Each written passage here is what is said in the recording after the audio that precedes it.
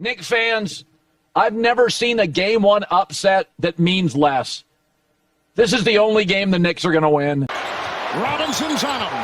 Tatum maneuvering. Oh, the ball knocked away. Another great defensive play for the Knicks. They've got it. They've won it. What happened there in the last 5 minutes?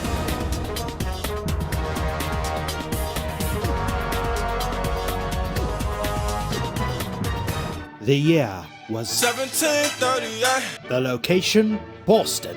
Tim wearing zealots had begun to lay siege to the city. Detroit! Detroit! That's how cold he was! Jersey! That Jersey! The Pistons! Look how they massacred my boy. We want Boston! We want Boston! We want Boston! These beastly hordes were led by Tibidonius, aided by the spirits of Smalls of Biggington and Sir Sinatra, Duke of Frank. The Battle of Boston York began. Boston was equipped with the finest toolies. They had those things on them and feared nothing, for as long as they hit their shots, victory was all but inevitable. But just then a lone civilian queried the troop.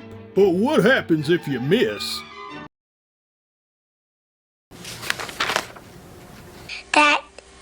That you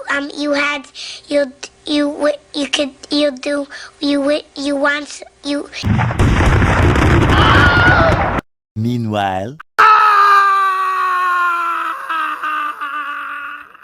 Go New York! Go New York! Brunson is burning! I repeat, Brunson is burning! Tatum, where are you? Okay, alright, that's fine. This cement layer was 1 of 5 in the fourth quarter. Thus far in this series, he's 1 of 11 in the fourth quarter. 6 points in total he scored, and most of those are free throws. And Jaylen Brown isn't any better. In this game, he was worse in the fourth quarter than Tatum. He didn't score a damn thing. Super Brick Bros. I am utterly dumbfounded that you guys did this again. The longer I stare at this, the more it just doesn't compute. It doesn't make sense. Had to go in another room because those birds would not stop yapping. They must be from Boston. These playoffs are something else. What you see before you is everything wrong with this Celtics team. 3, 6, 9, 12, 15, 18, 21, 24, 27, 19 is 30, 3 times 9 is 27, 3 times 8 is 24. Fucking do something else! Do something else! That's it! Even in that goofy goober sequence at the end of the game where everything relies on Tatum, Tatum has to make something happen. He tries to pass the ball away for 3. And at this point, Mikal Bridges is a professional purse snatcher. If the Celtics weren't already ashamed of themselves for their embarrassing display of so-called analytic basketball in Game 1, they should be utterly dismayed with themselves now. As well as any Celtics fans or fans in general that see nothing wrong with this. They didn't even shoot as many threes as they did in Game 1. I think they shot a pretty reasonable amount of three-pointers, if I'm being honest with you. But it's just the fact that they insist upon it. It insists upon itself. They begin each and every possession thinking about a three-pointer. You see this mid-range by Mikal Bridges? They don't know how to do that. You see how he attacks the paint? They don't know how to do that either. I'm not sure if they even know how to spell the word paint. Quite possibly they don't know how to paint. They never painted when they were kids. They never watched the Wet Painters episode of SpongeBob. They've never read The Adventures of Tom Sawyer. I want to commemorate the discipline and momentous will of these New York Knicks. So many other teams in the NBA, probably every other team damn near, would see that lead and say it's too high a mountain to climb. It's too daunting. We need to just roll over and think about Game 3. Maybe that's what the Nuggets did. I turned that off. That was garbage. But they didn't let that deter them in 2 separate instances against a team in Boston with the most ICBMs in the NBA. They never folded. They kept playing to their strengths. They took threes the game organically gave them. They didn't shoot it well at all. They were 29% from 3 as a team. That's only 4% better than the Celtics. But the key difference here between these two teams is the reliance upon it. The New York Knicks don't need the three-pointer to win games. The Celtics have shown themselves to be an end-all, be-all three-point team. And now that they've come across a team that can weather that storm, It's almost as if they forgot how to play basketball. You know what the Celtics remind me of?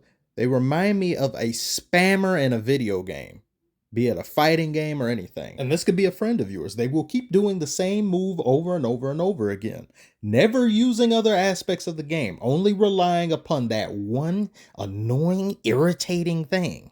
And that honorless buffoon will continue to do it. He may even lord over the fact that he's been beating you nonstop and you've never been able to beat him, and he'll say, "Get good at the game," until the developers patch that specific thing that he's been using, and now he'll get upset, he'll get angry.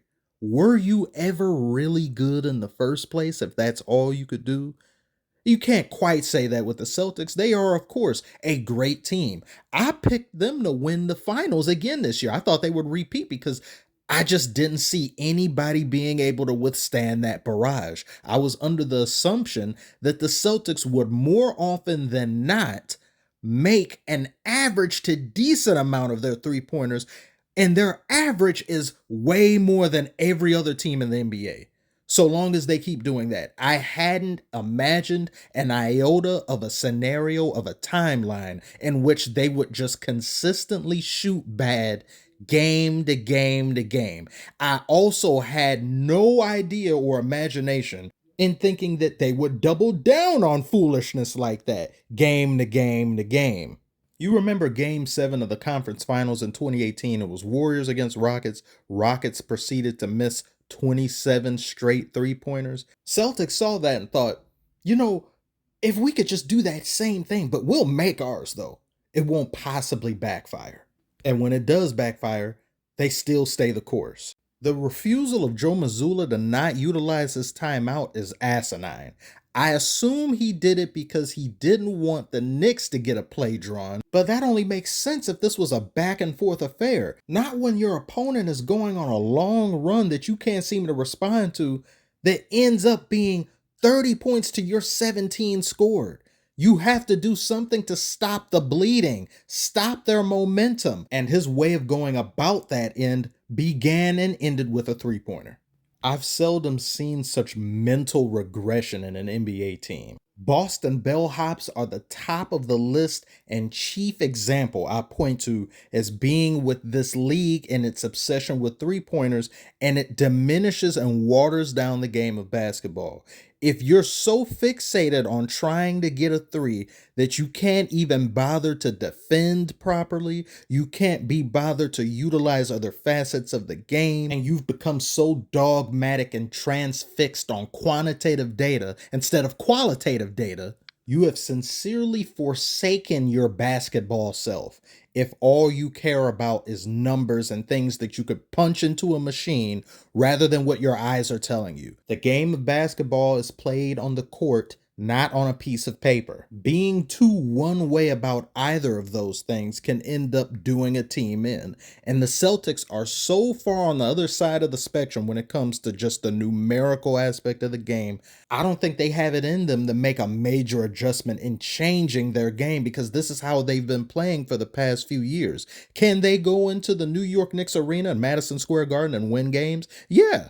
I think they're more than capable of winning 2 games in a row, but I also think they are more than capable of falling back into the bad habits that got them down 0-2 in the first place. They've been exposed now as a team that will hide behind that three-point line instead of getting physical when need be. And this New York Knicks team is highly physical. And I think they will use that to their advantage as this series plays out, and it just does not bode well for the Celtics. The physicality of New York and what they've been doing, at least for the most part, hasn't surprised me too much because I knew this team was filled with a bunch of dogs. It's just those dogs were in the vet last season for the entire playoffs, damn near.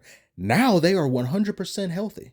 But I am surprised they're doing this to the Celtics. I didn't think they could pull this off. Just as how I said I believe the Celtics can go into Madison Square Garden and win 2 straight games, I also now emphatically believe in the Knicks winning 2 more games, as that's all they need, and they are supremely confident now. I cannot wait to see them play at home against the Celtics at Knicks Arena with this fan base that they have and just the Celtics fan base, the 2 most toxic fan bases in the NBA in a playoff series. This was everything I've wanted and more so far. I've even had a little creeping thought. I'm not voicing it as a statement, but I'm just saying there was a thought that I prefer this over the Pistons going any further. But I'm not a traitor, though. I'd never say such a thing. As a matter of fact, I'll edit that out. Congratulations to the Knicks once again. Go back, take care of business, so that I may commit many shenanigans at the Celtics' expense. Tell me what you guys thought about this game in the series so far. Do you think the Knicks can sweep them? Oh, just for the entertainment potential, I want that to happen, but we'll have to see. If you made it this far, like and subscribe if you are new. Thank you all so very much for watching, and I will see you later tonight, perhaps, most likely. Bye.